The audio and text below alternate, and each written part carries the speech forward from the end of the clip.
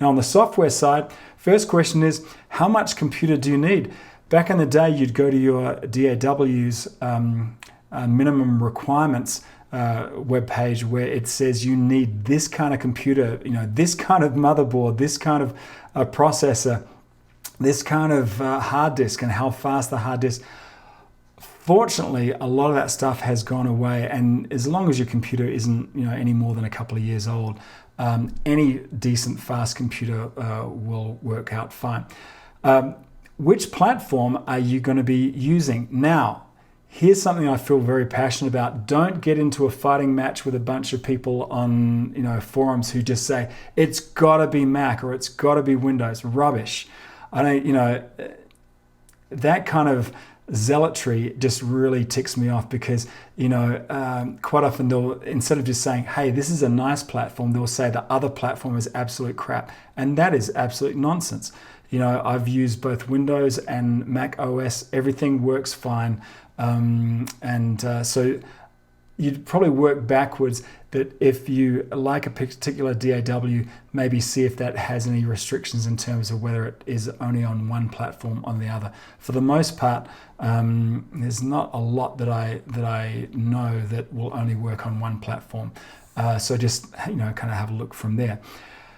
Now, what kind of music will you be producing? So a number of DAWs tend to be specialized for a particular type of music. So if you're in, say, an EDM or something like that, you might want to go with something like Ableton Live if you're doing a bunch of loop-based stuff. If you're doing a lot of acoustic tracks, maybe you'd want to go with something like Pro Tools or something like that. But just kind of see, look at some of your heroes and in a particular genre that you work in, and see which kind of DAW or setup that they have. Now, in terms of the user interface, get used to that, because I find that there's no bad interfaces and good interfaces. There just might be interfaces that work better for you and the way that you tend to work. There are some that are very graphic rich, and there's some that are a lot more dense or a lot more sparse. So just have a look at the user interface, maybe mess around with it. You can get trials of all this stuff, so try it out and see how that all goes. Now, in terms of the sound library inside, some have a vast sound library, and some tend to be kind of sparse in that. So just keep an eye on what is actually included.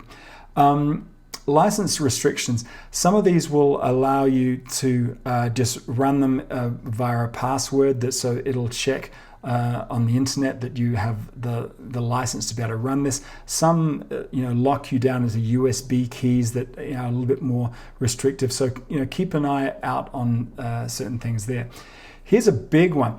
What do your friends and collaborators use? So if you have a friend that has a Pro Tools setup, and then maybe you might want to, and if you're collaborating with them a whole lot, then maybe you might want to go there. That way you can just export complete projects rather than exporting particular tracks and then doing importing and exporting. I mean, there's always a way to get tracks from one DAW to another, but if you're always collaborating with a group of people and they all tend to be on one particular DAW, then that would be that would kind of tell me that might be worthwhile kind of going along with what they have there. And then finally, what's the support community like? Is there a forum there? Is it a rich forum? Is the last post 6 months ago, or is it from yesterday and everybody's collaborating on there? Just kind of have an idea of that, because you will have questions, and the support community is normally a great way to get those questions answered.